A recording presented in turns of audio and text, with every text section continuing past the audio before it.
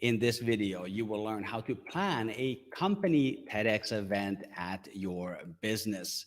We're going to take you through the initial planning phase all the way from when you come up with the idea to getting your corporate approval and your TEDx license. My name is Markus. I'm a two-time TEDx speaker, and I've also organized a corporate TEDx event at Johnson & Johnson, the international healthcare company. Welcome to this live stream. By the end of this video, you will have a blueprint on how you can get your TEDx journey started. Here's mine. The first TEDx talk I did was at an event in 2018 called TEDxJNJ Allschwil, and I was the headline speaker. I gave a talk about the value of failing. The title of the talk was Free to Fail, and it was about how we should embrace failure in order to drive innovation and to stay competitive. And the second time I was on the TEDx stage was at TEDxJNJ Allschwil in 2019 when I organized the TEDx event and I also hosted it. So I hope that you will get a lot of value out of these tips that we're about to share in this training. So smash the like button if you are ready to get going. And at the end of the video, if you want to hire me to help you with your TEDx event, please get in touch. My name is Markus. You can reach me at contact@markuspresents.com. Happy to consult with your organization. So let's jump over to the first step. And the first step in hosting a TEDx event at your company is to develop a compelling business case. And this is, in some way, the easy part of organizing a TEDx event because TEDx and TED are already such strong brands. But let's talk about those brands initially, and specifically, what is the difference between TED and TEDx? A lot of people want to do a TED talk, but as you will see in this explanation, that is not realistic. We should aim for a TEDx talk. TED is the organization behind the TED brand, and they organize these big international TED conferences, which attract leaders in various fields from all over the world. Politicians, business leaders, innovators. And in order to get on the TED stage, you kind of already have to be famous. But the TEDx stage is much easier to get onto. TEDx events are organized by individuals forming independent groups and committees to organize TEDx events all over the world. And this is going to be the focus of our training here today. The reason why I want to highlight the difference between TED and TEDx is that it's very important for you to understand what that is so that you will be taken seriously when you're dealing with the TEDx organization and also with your audience. So as we are developing the business case for you to do a corporate TEDx event, I really recommend that you think of it from a couple of different perspectives. One of them is what's in it for the company. The next one is what's in it for the speakers, and then what is in it for the audience members, which in your case are going to be employees, because we are talking about a company TEDx event here. For the company, the value proposition can be, for example, that they get new ideas worth spreading. That is what TED is all about. It's all about ideas worth spreading. So by organizing a company TEDx event, the company will actually help surface ideas in the organization that otherwise wouldn't be put on the stage. And this is also a great way to encourage people from all levels of the organization to participate and present their ideas worth spreading. And that can help with diversity and inclusion and a lot of other employee engagement activities as well. The next step is what's in it for the speakers. Well, for the speakers, they get to do a TEDx talk, and doing a TEDx talk is something that is highly sought after by a lot of people. And if your company can offer that to your employees, that's going to be a very attractive opportunity for them. And then what is in it for the audience? Well, the audience gets to hear important ideas worth spreading from their colleagues, but this can also work as a networking opportunity and as a way to show that you are an organization that welcomes people from all different levels of the organization to include them in generating these ideas. When I organized the TEDxJNJ event in Allschwil, it was right after we had been acquired by Johnson & Johnson. So this was actually a way to showcase all the cool things that Johnson & Johnson is doing to our new colleagues who have just joined the Johnson & Johnson family. And in fact, J&J is the biggest organizer of TEDx event. Nobody does more TEDx events than Johnson & Johnson. So that's why I'm happy to share some of these insights with you today. So that's the point about the business case. I want to move over to the next item here, which is going to be step number 2. It is to choose a time, place, and capacity. Let's talk about capacity first, because this is going to be a determining factor in what kind of infrastructure you will need. I'm going to put on the screen here an excerpt from the TEDx rules, and what the highlighted portion there shows. Maybe I can even do it like that, put it on a little bit bigger on the screen. What that highlighted portion shows is that if you have a maximum of 100 people participating in your TEDx event, then you can apply for a TEDx license without any particular requirements.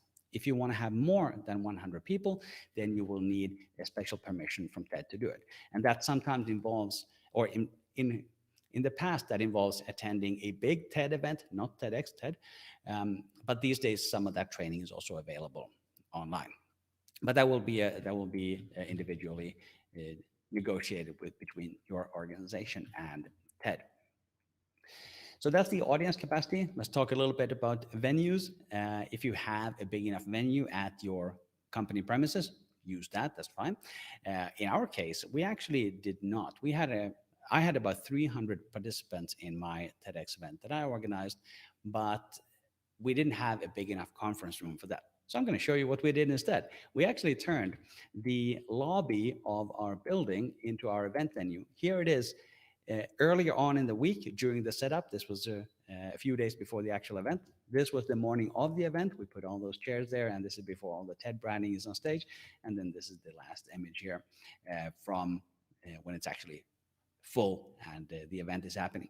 So it's important to think about what kind of venue are you looking for. And if you do take the easy route, which is to have a maximum of 100 people, those venues may be easier for you to find.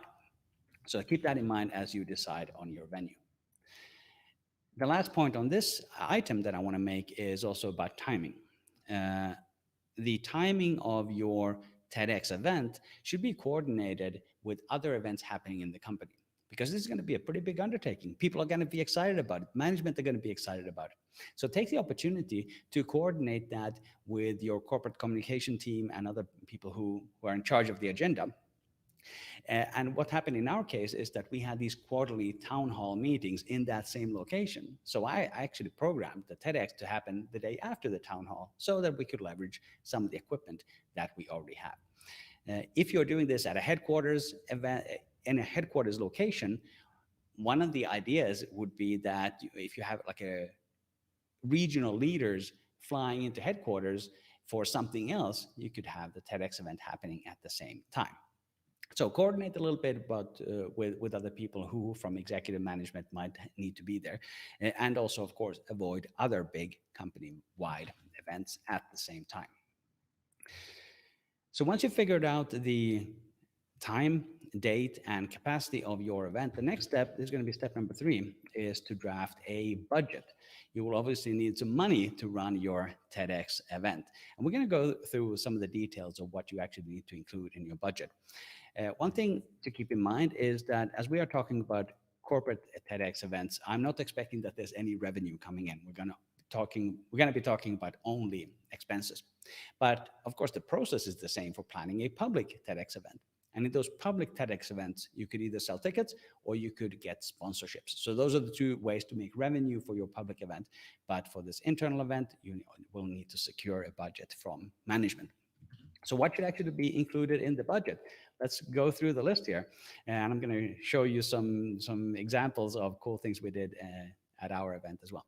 So the first thing that you'll need to budget for is the venue. And these are, you're going to see the list here. They are more or less in the order of magnitude. Your budget is going to vary, of course, but the venue was a big cost because we had to set it up specifically for this event. The next one on that, which is also related to the venue, is the audiovisual setup. This includes lights, cameras, microphones, recordings, projections, all of the audiovisual stuff. And here it is, of course, good if you can work with an external supplier to provide all of that. After the venue and the AV stuff is taken care of, you will also, oh, by the way, before we go to that, so here's actually our setup. And what I want to show you here on this picture is that you can see some lights and equipment there, but I want to bring your attention to the cameras specifically on this image. You will see that there's a pillar, kind of 1/3 from the right. Next to that pillar, there's a cameraman standing. That was our main shot of the speaker. Above the cameraman is our second camera, which had a wider shot of the whole stage. And then right of that camera, you can also see a third camera that was more movable, that we can move around. So we actually had a 3-camera setup for our TEDx event. So that's something to keep in mind as you're developing the budget. You don't need to have a fancy camera setup like this. But if you're going to do a company TEDx event, I think it's a good idea to make it excellent, also audiovisual wise. Next up on the list is catering. You will need to have some food for all your participants and your speakers, and this is an important part of the budgeting process as well. Item number 4 on the list here is training, and this is training of your speakers specifically. These speakers that you will select for your TEDx event, this is going to be a big deal for them, right? And they will probably be preparing the speech, or talk, as is the correct word actually. They will be preparing their talk for probably 6 months, right? So make sure that they get enough training to be able to do that in a way so that they can actually shine. And if you want to hire me to train your speakers, please get in touch, markuspresents.com. The next item on the agenda here is activities. What you don't want is 300 people in your venue just listening to TEDx talks. TEDx talks are fun, but it's a good idea to have some other activities happening there as well. And this could be various interactive things that are going that support networking, that can support diversity and inclusion, that can support a discovery about the company, especially if you have employees coming in from other sites like we did. So for us, at our site, this was actually a great way for the new J&J colleagues to learn a little bit more about our products as well. The next item on the agenda is brand. You've seen that TEDx logo on a lot of the images so far, and we also had a custom brand. And in this brand bucket, I would like to add, or I would like to include 2 different things. One is the kind of mandatory branding, which is the big TEDx letters on the that are going to be there on the stage, and the second one is the big red dot, right? That's kind of the mandatory branding. But as you prepare for your TEDx event, I recommend that you also develop its own brand based on the TEDx guidelines. And I have some examples for you of what you can actually do with that branding. Firstly, that first TEDx event from 2018, where I went, where I was the headline speaker, the tagline of that event was called "Dare Together," and one of the items that was included in the, sorry for bumping the microphone, was actually a water bottle like this. And if I put it close to the camera, I think you're going to be able to see the tagline there, "Dare Together." And this was, and the rest of the graphic there, that was part of the branding for that event. And the reason why I show you this water bottle is that this was a cool giveaway because I'm still using it. This is now 3 years ago, but I'm still using this water bottle. You can even see that it's pretty scratched up. And that was a cool giveaway. And it reminds me of one of the pieces of advice that I have, is that I recommend that you don't produce a lot of useless giveaways, right? Often at these conferences, there's pads and pens and branded things that will just go in the trash. But something like this that can be used afterwards, that is, I think, is a very good giveaway. The second point I want to make about the branding is an example from our event in 2019, the TEDxJNJ Allschwil, because here's what here's what we were able to give to the organizing team. This right here is a box of chocolates, and it has that branding from our event that you also saw on the projector screen, and then it has that TEDxJNJ. Let's see if I can get my camera to focus. Okay, well, it's a challenge to get it to focus, but it has that TEDxJNJ branding underneath it. So this was actually a great gift because it was really appreciated by the speakers, or by the organizers rather. The speakers actually got a bigger version of that.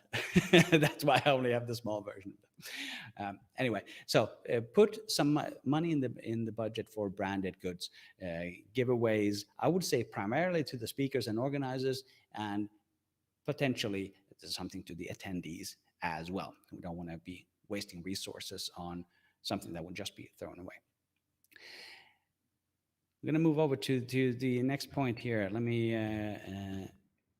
have a look at my list here, because the next point on the budgeting side is that you should have some money left over, not left over. You should have some money planned for team management, and this is to have team meetings that where you can actually plan your event with everybody who's going to be involved. And you will need a lot of people on your team, so this budget would cover offsites, lunches, whatever it is that you need for your team meetings.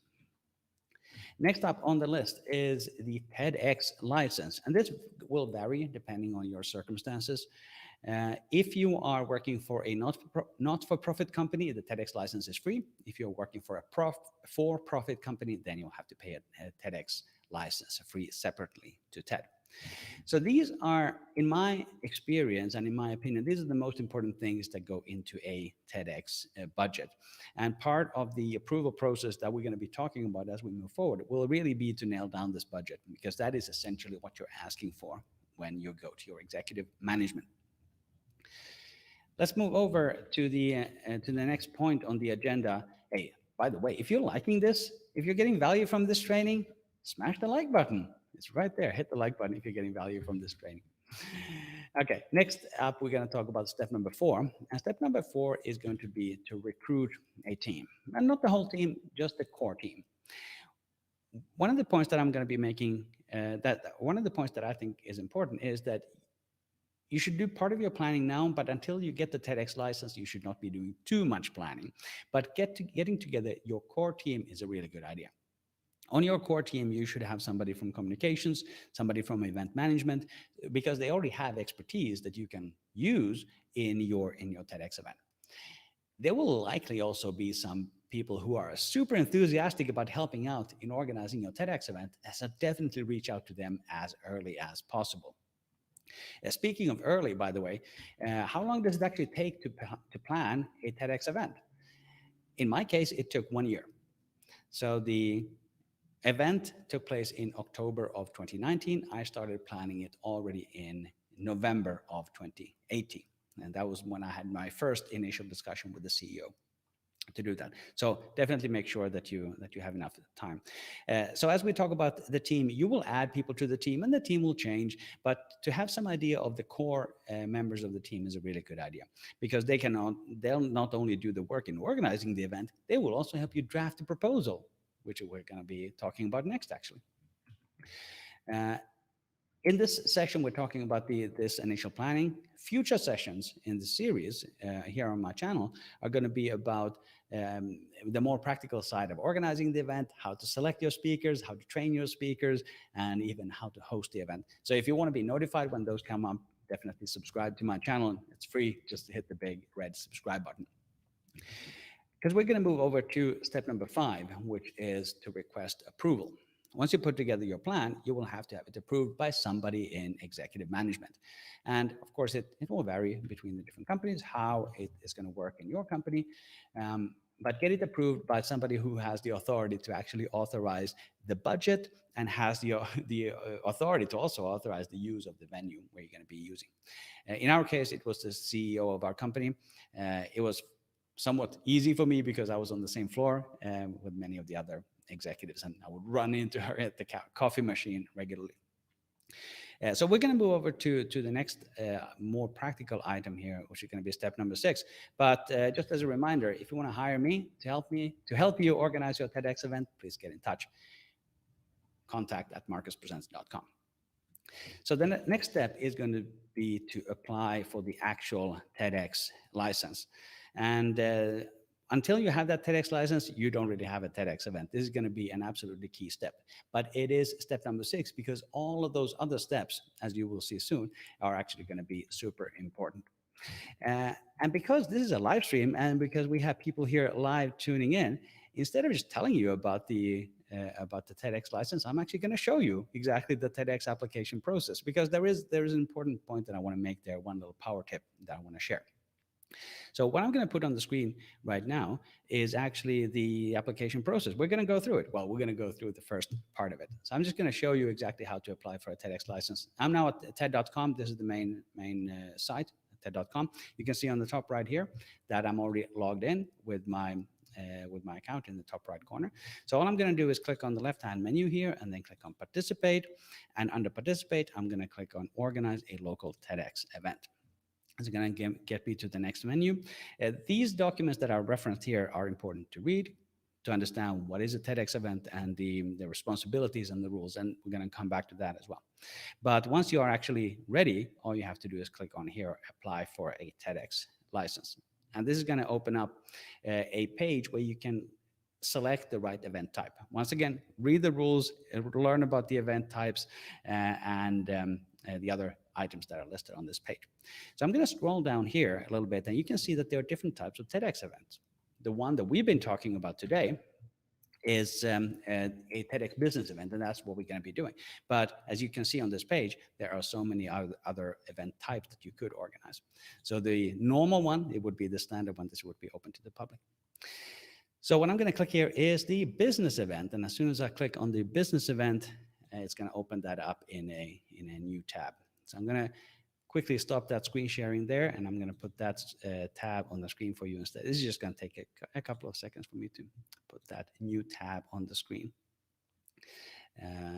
Let's see, it's going to be TEDx license. I'm going to click on share, and one moment until I put it on screen. There we go. So now we have that on screen as well. And as you can see here, this is the license application for a business event. But important thing here is to note that this is a long application. Because I'm already logged in, I have these details filled in, but all the other personal details I would have to fill in, details about the event, come up with names, when is it going to happen, how long is it going to be, how many participants. There are so many questions that you can see here. And it will also ask you for some ideas for talks that you might want to include. How many talks are you going to have there? So this is a long application process. Make sure that when you go through this application process that you copy down the most important data points here into a separate document. Then work on that document, work on it with your team, maybe with your executive sponsor, and make sure that everything is correct before you submit the application. And because there are so many things there, it's better to paste in all your answers from a separate document as well. So that's that's going to be step number 6, and you have to acknowledge a lot of these other things as well. So that is the application process